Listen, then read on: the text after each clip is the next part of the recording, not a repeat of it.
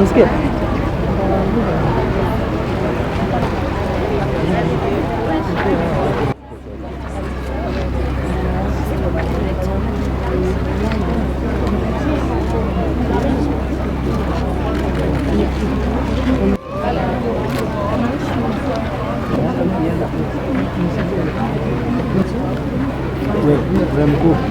Mkuu.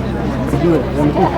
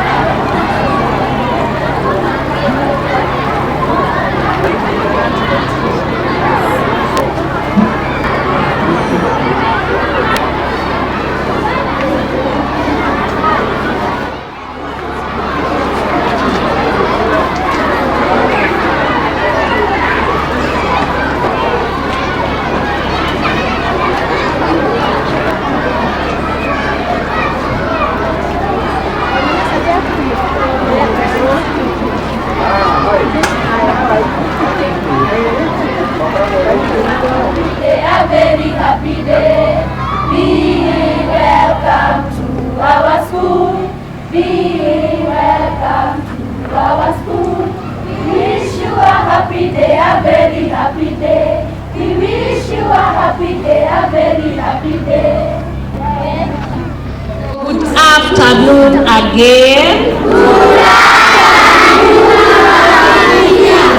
Now, I just want to thank God to be here today. I was passing by going to my rural place and I decided to pass by and see you. Is that okay? Yes! Imagine you are looking the way I used to look here when in 1972. Were you born? No! 1979, were you born? No! That is when we left here to go to Alliance House. And my brother is here with me. He also went to Alliance High School. What I tell you, we used to walk from Kiandutu. How many are from Kiandutu? That used to be my home for many years. Put your hands down. I used to live in Kiandutu, and in Kiandutu there was a well somewhere just opposite the road. Is it there? Yes. There was a well there, and their opposite was a graveyard. That is where we used to go, and we would wash our clothes. And let me tell you, there is nothing God cannot do. So do not give up. Study very hard. Trust God. Pray a lot. I have heard you say Mugumoini for God. And God for Mugumoini. And you have been praying. Yes. This school is going to be a different school.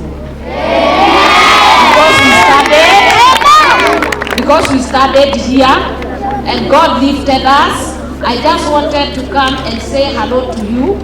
And I look, there was a time I came here like about 10 years and we put up 3 classrooms along there.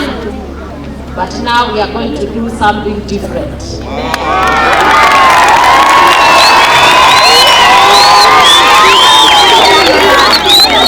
I started here and we want to dignify those children that come from Kiandutu. I want when you come here, you will come to a good school.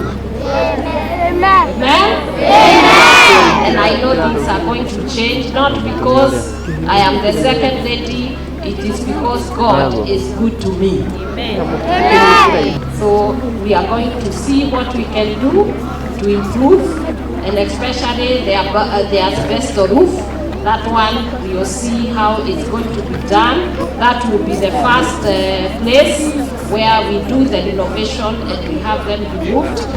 Having said that, I want to say I wore the same uniform you are wearing. And we lived in Kiandutu, and sometimes we will not have food. But God has blessed me. Amen. And God will bless you. Amen. And God will lift you. Amen. If I'm the one who is standing here with such status, even you'll be the best doctors in this country. Amen. Even abroad you will go. Amen. Amongst you, I'm very sure there is a president. Amen. There is a doctor, there is a pilot. Anything you want, you can become. Amen.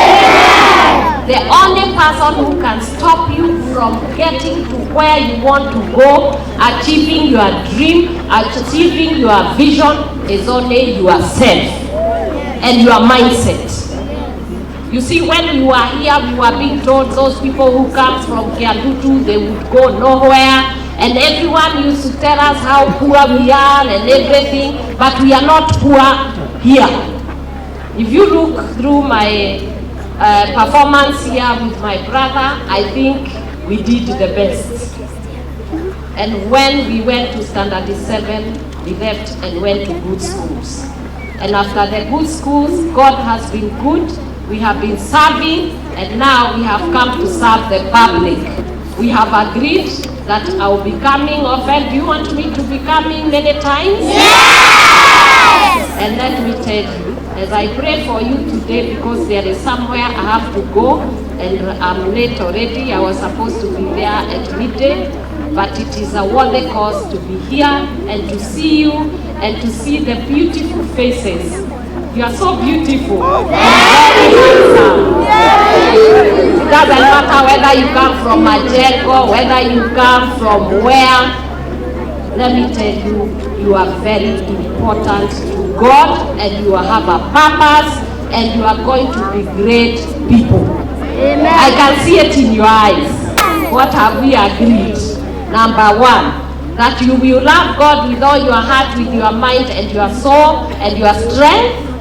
And you believe and have faith in Him. Yes. That is faith in God, right? Yes. After doing that, you must have faith in yourself and work very hard. Yes. So that God will also lift you up and make you win in everywhere you go. You are going to be victorious people. Yes. Number three, you are going to focus on what brought you here in this school. And I want to see, as I continue to engage with you and with this school, when we improve the facilities, I also want to see this school topping in Kenya. Amen. Amen. We promise that. Yes. I've had all the challenges we are going through. I think any time I have come here, we have done something, but this time we are going to do something bigger. Amen. Amen. God bless our school, Mugumoini for God, and God for Mugumoini. Amen. Amen. It shall be well with you. Violet. Violet. Indigo. Indigo.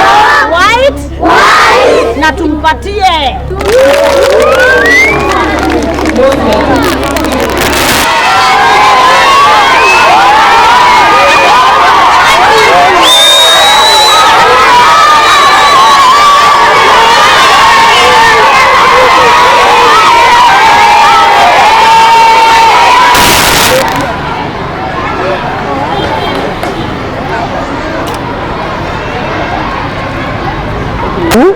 I studied here until 1980, and then I left here, went to Alliance. I've been coming here, I did like 3 classrooms here, but now that God has taken me another level, I just needed to come and thank God, because this was my primary school. And my primary school, all the memories I have about my childhood were made here. and therefore I decided to just pay a courtesy call here and be able to see my old school, my teachers, and be able to also see how best we can be able to partner and be able to bring dignified life. In fact, my catchline is a dignified future. I was at Kiandutu. I came to this school. It's a humble school, but it produced myself and my brother Oscar here. We went to Alliance and we have become people having been molded by the same environment here, by the same school, and I just wanted to give an inspiration to the children, because sometimes you give up and you don't think there is a future for you, but when you see what has transpired and where many people, you are here, we didn't even know how to speak English when we went to Alliance. You can imagine, we came with people from very high cost schools, and here we used to speak only English by montos. You know, you used to carry that thing from morning to evening. But when I see these students, I see the future of this country, and therefore, knowing that I was here, I just came to encourage them and also to see what I can also do to give back. I think the lab, that is good, and we want to remove this asbestos. I know they were there when we were here. The first time I entered this school, these asbestos were there. Our first headmaster was called Bosco. And of course we had a teacher called Jamri Kabuka who used to beat us. Yeah? And of course we had Kibeve who also taught us. And so I'm thinking the first place to start is to remove the asbestos, because they are a health hazard to our children, as we continue to address these others like the lab, and even making a good social hall for them, and a good playing field. I remember we played bladder behind here and banye, all these things around here. So I want to see a transformation of this school, so that when I pass there, it also gives me a reminder. And one day when I'm old, maybe 80 years, I'll come back and I say we did something. And that is, I think that is what should always happen. You remember where you come from and you try to change the life of others. I want to say, number one, I want to thank God because of this great day. I want to say it is a great day to the school family, bearing in mind that we had a special guest who is one of us having schooled in this school. That is Her Excellency the Second Lady, Honorable Pastor Dorcas Gachagua. I know she visited us today, and we believe we are most honored. We are most honored to have had her in our school. She has promised a number of things. For example, the removal of the asbestos. Number two, putting up more classrooms to cater for the large number of pupils. Number three, to come up with a multi-purpose hall which will serve as a center for meetings, even from the nearby schools and other schools, for workshops in CBC, seminars and other trainings. Mugumoini Primary School, in the regular school as per today, we have 1,167 learners. Then in the ECD we have 141, and in the special unit we have 65 children. So the visit of Her Excellency the Deputy President today will be of great value addition, bearing in mind she has promised to give back to the school and to improve the lives of the learners and of the teachers in this school. Most of the children or the learners come from Kiandutu Slums. It's about 95.7%, and 3% come from Mugumoini Slums. And the challenges faced by these children, number one, some of them have no access to food. And they come without breakfast, they have no lunch, and they have no supper, so that poses a great danger to them. I must say that every time we hear of a slum in this country, we have a mental picture of exactly how life is in that area. So I must say that they are less privileged. We can say they are the less privileged in the society, and they cannot afford the basics that we always talk about. So when I say that, the shelters are wanting in those areas.